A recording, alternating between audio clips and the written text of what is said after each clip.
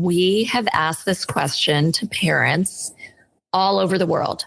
Beijing, Shanghai, Hanoi, Bogota, Mexico City, New York City, Zurich, Vienna, London, Dubai. I can almost guess what everybody's answers are going to be because they're wildly universal.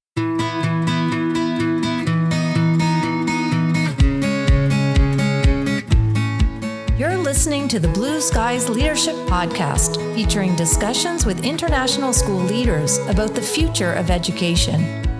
The podcast embodies the spirit of reciprocity by sharing strategies and change initiatives from leading schools around the world.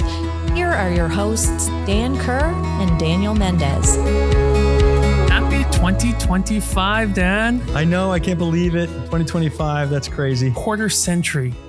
Well, what's cool about living in Vietnam is that we come back off this beautiful 3-week holiday break, and now 2.5 weeks later, we're staring down our Tet celebration. Yeah.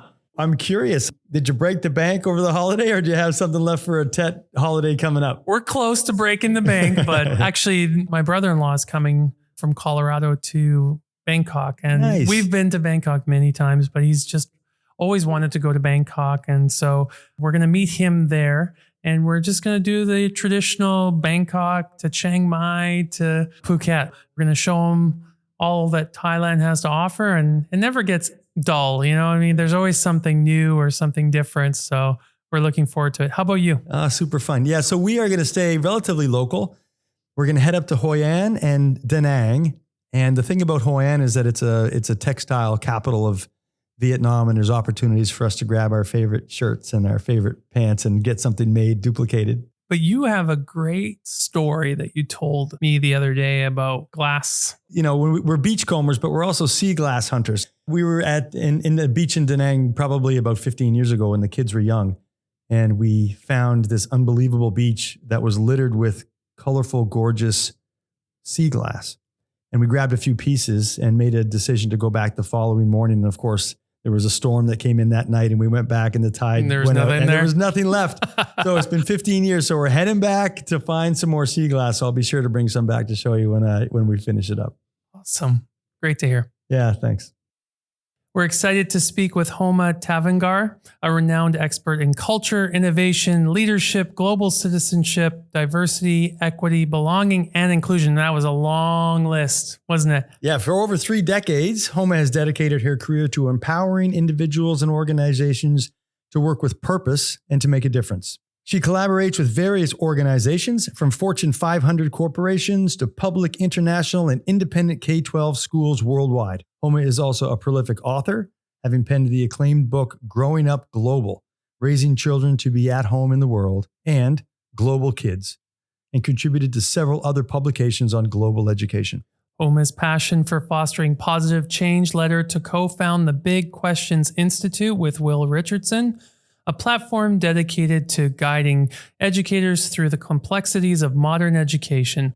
Her international perspective is enriched by her experiences living on 4 continents, fluency in 4 languages, and rich heritage spanning 4 world religions. Welcome, Homa, to our show. Thank you so much. Very excited to think blue skies right now. So with that in mind, let's jump right in. We start with one particular question for every guest, and we'd love to hear your thoughts on what a blue sky vision of school really looks like for you. Where is the world of education heading, or maybe more particularly, where should it be heading? What should we all be prioritizing to bring this vision to life? What are your thoughts about that? A vision that I keep going back to, and our work at the Big Questions Institute keeps going back to, is we're really looking toward an education, and we have a few sort of anchors. So we want an education that's more relevant, more just, more healthy, and joyful. So those are sort of a vision and an anchor that we keep going back to. Each one can be discussed, but the idea that it is joyful, that it is healthy, relevant to apply to real concerns and things that are happening in our students' lives, whether it's, really micro concern or it's something huge. Being relevant, I think all of these are sort of ways to start to get to agency. and belonging as well, which we can talk about. I think this is where it should be heading. Ironically, here we are early in the year 2025, a quarter century into 21st century. I just think it's so odd because 21st century skills can feel very fresh and new and revolutionary today. And we are just now releasing our new book, which is the 12 big questions schools must answer to create irresistible futures. And it's the new edition from our 2021 book. That is the 9 big questions schools must answer so they don't go back to normal, because normal wasn't that great to begin with. So the first version was in 2021, height of COVID. And it was like, oh, we have this opportunity to not go back. Well, where is education right now? So many people just wanted to go back. It's even become cliche to say, like, did we miss an opportunity? We kind of decided not to dwell on a lost opportunity in the new book and think about the future. And not just I get to spend some time with students as well as with educators and leaders. I do a lot of visits to schools. For the most part, the vision of students, when we talk about let's imagine the future, we like to really dream with students and offer opportunities to dream about the future. If not guided on a vision of the future, it is pretty dark, dystopian. The majority of young people today have climate anxiety. The media that they're consuming, whether it's video games or movies, it's not a lot of original ideas, and it's all pretty dystopian. We try to sort of shift the imaginations of young people to dream about the irresistible future. What is the future you yearn to live in? The vision is, how do we get to this irresistible future? Our job is to ask more questions than give answers. So we're not the Big Answers Institute. I think that was a ramble of about 14 ideas. There's so much to unpack in your blue sky vision, Homa. An education that is relevant, just, healthy, and joyful, as well as a learning environment that promotes agency and belonging. And your ebook has evolved from 9 to 12 questions. These are very complex questions. Schools are very complex ecosystems, and each has to approach these questions from a different place and time. We appreciate your answer because it provides us a good overview of what are transformational questions for international schools to answer. I'm wondering, what is happening at the Big Questions Institute besides the book you'd like to highlight? I know that you've talked a little bit about the book, but what other innovations or initiatives are you implementing right now? I mean, the book is a big one. Anyone who's worked on a book knows that feels like such a birthing process, even if it is like the volume 2 of the original book. You know, you both have noticed, Will Richardson and I, who co-founded the Big Questions Institute together, and we've been working really closely together over a number of years. We are sort of looking at some of these challenges that the world is facing, that schools are facing, almost from 2 different angles. So Will just published this manifesto on chaos, complexity, and collapse. And if Will is looking, and we use the terminology of hospicing, if there is a sense of hospicing what may be dying and acknowledging that and being there, I think you're not giving up, but you're recognizing that some things don't need to be revived.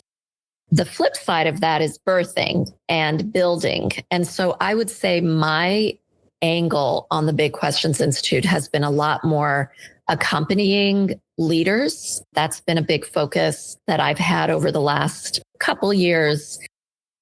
I'm working with AISH, the Academy of International School Heads, on a new course that has to do with navigating really difficult circumstances, crises, failure.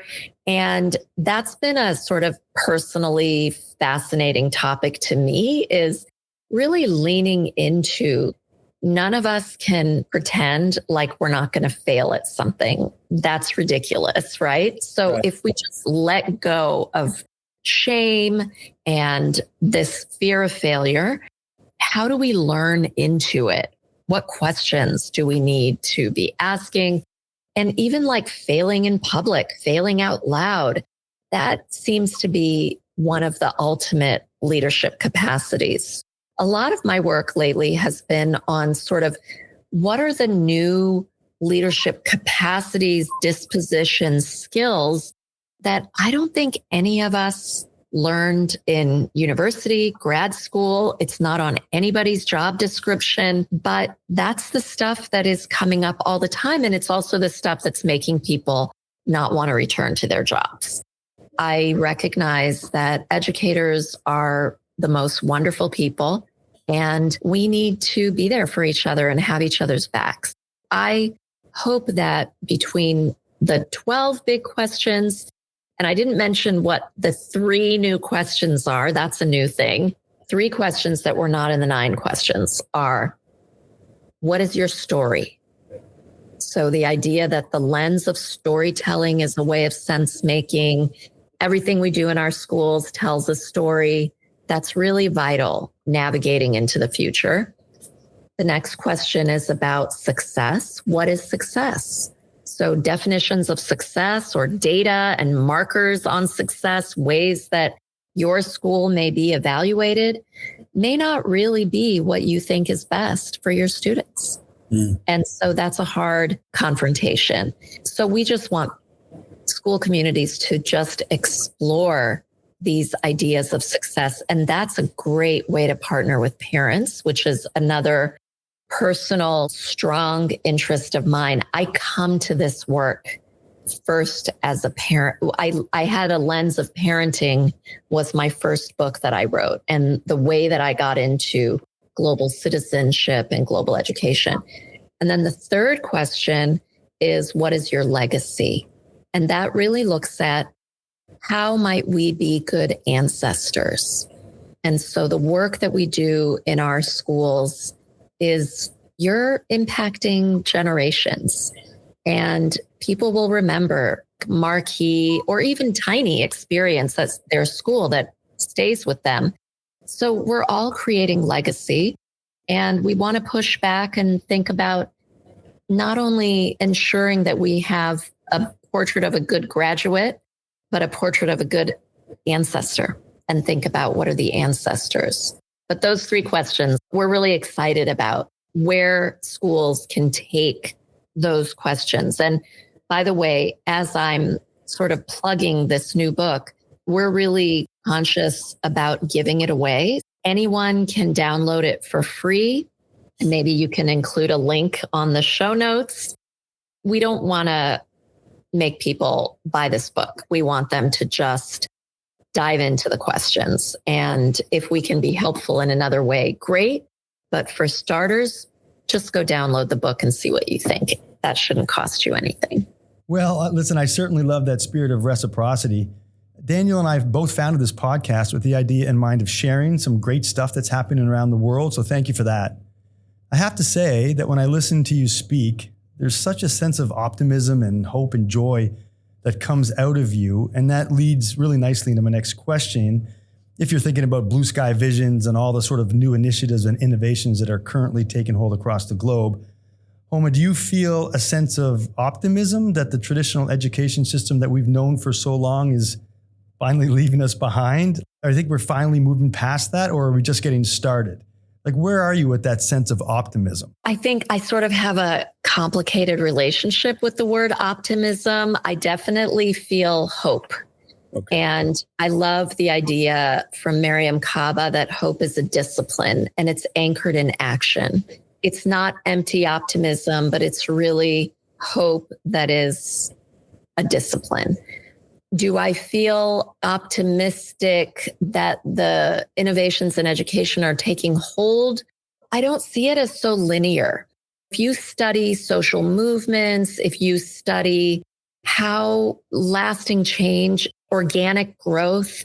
I think there's a lot of unpredictability, but there's a lot of maybe tiny sprouts.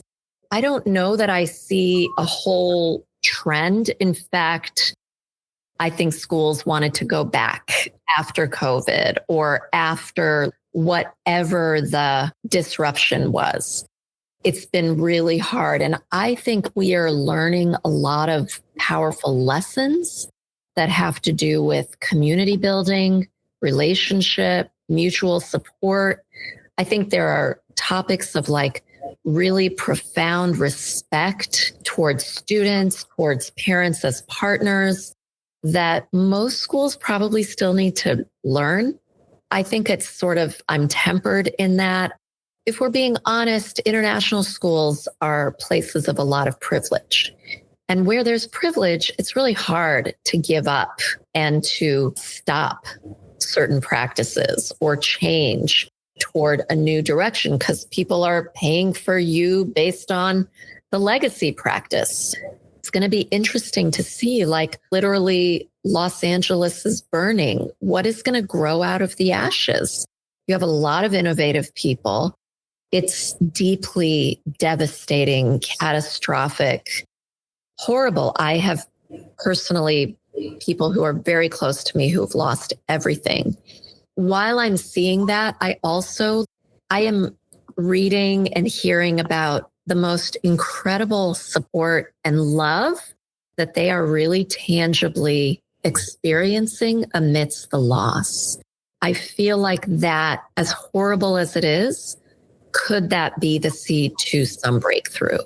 And I sure would love for schools that are doing great things like building a new STEAM center to not go through catastrophe and tragedy, but to learn, okay, how do we begin to plant those seeds so that we don't go back to these old practices that are public secrets, the report card or the high pressure, it's creating all these negative consequences. In my conversations with parents, spending enough time to talk through some of these structures that are no longer fit for purpose with our kids can make a really big difference, even in a place of very high pressure. Universities have to play along. It's all up and down, sort of the food chain. Optimism, long and tough answer. I think it's so complicated. I just love that connection to hope. I think that we all remain hopeful that a lot of these things will take hold. So thank you for that. That answer really resonates with the both of us, I know. You have such a sense of balance. You acknowledge that there is both despair and destruction, yet at the same time, you also see hope. We've discussed the book, The Big 12 Questions, and I'd really like you to explain how to utilize those questions. What are some of the top priorities that leaders could focus on when bringing these 12 questions to their schools? Is it more about structures and policies, or is it really about fostering conversations around these questions? And it's kind of all of the above. Our first question is, what is sacred? Where we ask anyone, students can answer, parents can answer, administrators, board members. And what we mean by sacred is, if you were to return in 5, 10, 20 years from now to your school, what do you hope remains? And it gets us to what matters most to your community. And this itself, actually really simple to capture the responses from your community. It can be such a powerful demonstration of what matters most. What do you really want to hold on to? And that can be a starting point. We talk about designing for purpose. That's the starting point for designing for purpose. Another really important question to get started. I think they're all practical, like what is learning? Are we connected? Which looks to relationship as well as technology. Another question that's really helpful is who is unheard in schools that really do a profound job of listening. Like really, who are the voices that have not informed the building, the plan, the budget, and what impact might that make can really, I think when you have that trust trust is like the basis of an effective organization. Those are ways of expanding voice, expanding belonging, but also starting with a foundation of trust. So I would say the questions, who is unheard? What is sacred? Good beginnings to any process. And maybe what's your story? Like auditing. We love the idea of doing a story audit, which says, what's our story around student success? What's our story around different kinds of engagement? What's our story around adapting new technologies? What are we actually doing? What's the actual story? And what's the aspirational story? If someone were to come 5 or 10 years from now, what would some headlines be from your school? And that gap between the two is between the actual and the aspirational. That's where the work is. Homa, I'm going to push back on you a little bit. What if schools say to you, what is sacred is traditional assessments, traditional success? How do we move past that? As you mentioned earlier in the podcast, what has attracted our parent population to our schools has been traditional success, especially in international schools. Our population is based on successful people who have gone through the system and achieved it in a traditional way, and they want the same success for kids, right? So how do we overcome that sacred question? There may be many international schools dealing with those parents or ideals. I am so happy you asked, because we have asked this question to parents all over the world. Beijing, Shanghai, Hanoi, Bogota, Mexico City, New York City, Zurich, Vienna, London, Dubai. Nobody ever says grades, standardized tests, college admissions. They don't even say curriculum. They might say IB. They might say things that connect to curriculum. It has been absolutely fascinating. If your school has a consensus, standardized test scores are sacred, well, that becomes a starting point for design. I wouldn't begin with an agenda. I would begin with the actual aspirations. However, parents want their children to have a good life with a stable income, go to the best schools, have a good network. Absolutely. However, is that more important than their other measures of well-being? Remarkably, we're not hearing that so much. It is a little bit the way we ask the question. We're asking what is sacred, and we're saying what matters most at the school that you hope still exists in 5, 10, 20 years. And what's interesting, it might matter now because we're worried about my kid getting into university next year. In the long term, in like a more deep level, does it matter? And everybody is like, no, it's making us sick. It's making us crazy. It's making us anxious. It's creating the problems that we don't want our children to be living in. It's been remarkable that I hate to say this, but I can almost guess what everybody's answers are going to be because they're wildly universal. Oh, that's such a great segue into a question that I'm keen to ask you regarding the trends that you see in the international school world. You talked a little bit about how it may be more parent involvement, maybe a move away from standardized grading and testing, or even themes around belonging and social emotional learning. Are there some trends out there that you see starting to take hold that you could share with us? I just actually looked at the World Economic Forum 2025 trends report today. And so one thing that was on my mind that really stood out to me, and I read it with some consternation as a longtime advocate of global citizenship and wanting schools to be more authentic in how we teach global citizenship or live as global citizens. There is such an anti, quote unquote, globalist kind of backlash. There is a lot more nationalism. Yeah. I think there's so much more polarization. I work with many different schools and boards and leadership teams. And even if you feel like you have a very united community today, I think one thing that educators have to be ready for is the pushback and the polarization. Whether it is around DEIJ, do you call it belonging? Is it a backlash against that? Is it a backlash against maybe agency and real world learning? I think so much of this is rooted in fear.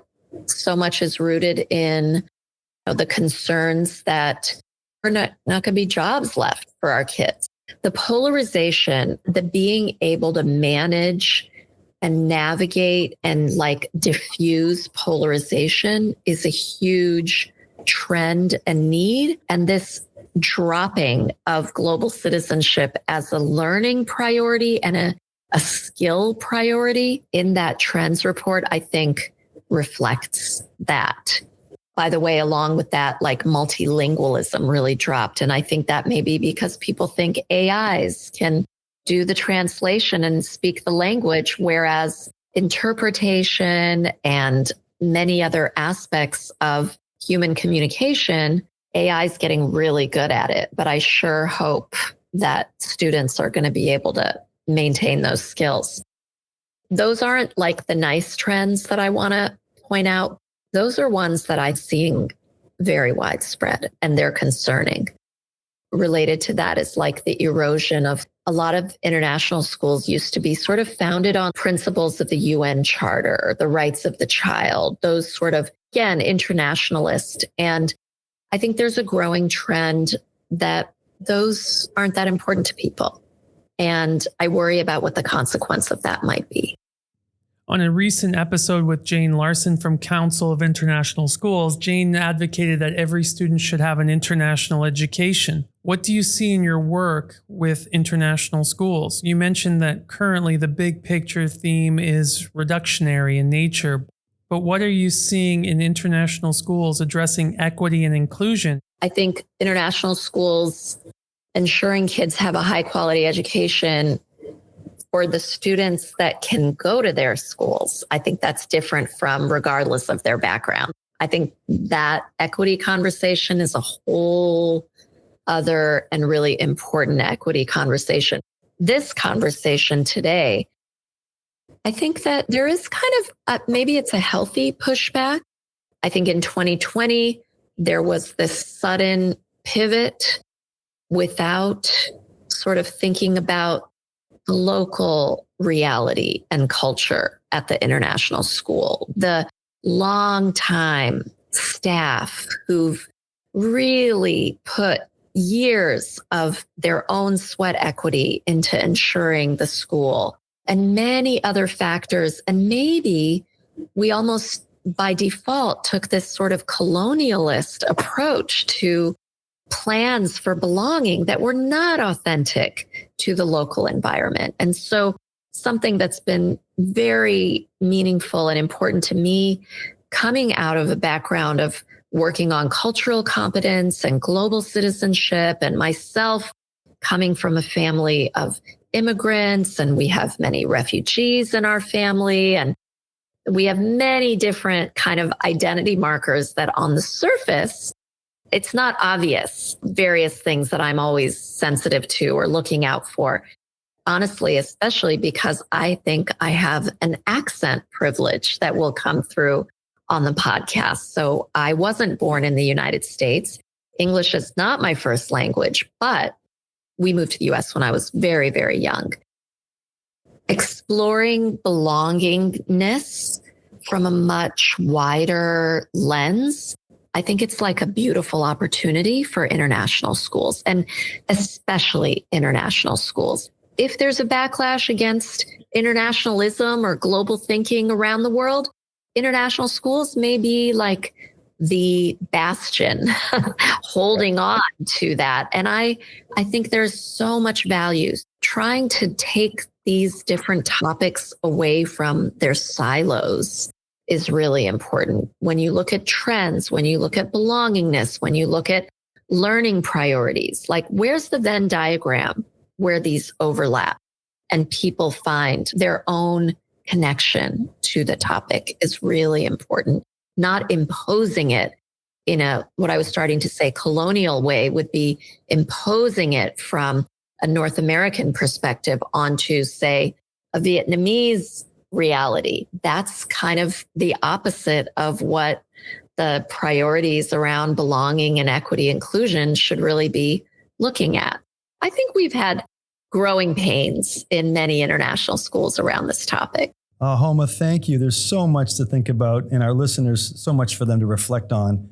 Hey, am I going to see you in a couple of weeks at the AAIE conference? Will you be there? Fantastic. I will be there.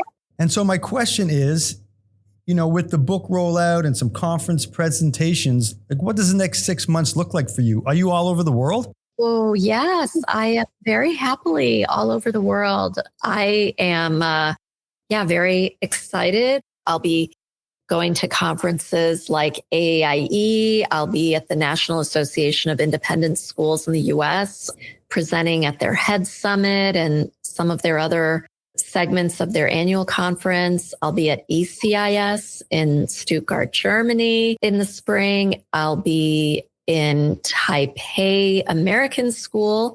They have a conference for educators from all over Taiwan in May. And then I'll be visiting a number of schools that I work closely with, from Colombia to Switzerland. I'm still excited about every single one of these trips. It has not gotten old yet. Excellent. If our listeners wanted to get a hold of you, where could they connect with you? So first of all, I have the fortune of having a name. I have not liked it at all growing up, but if you Google me, I'm so easy to find and you won't mix me up with anybody else. My websites, both bigquestions.institute and homatavangar.com. And Tavangar is all A's. Thank you so much, Homa, for joining us and sharing a little bit about yourself as well as what you are all working on at the Big Questions Institute. Thank you so much. Daniel and I were literally giddy when you said yes, that you'd like to be a guest on this podcast. We've been following you for quite some time, and we really respect and admire the work that you do. So we really hope that our paths cross in 2025. I will absolutely say hello to you in February at the conference, and we want to wish you all the best for a great 2025. And thank you again. It has been our absolute pleasure. Thank you so much. You've been so generous, and just getting to talk to you both with big smiles on your faces.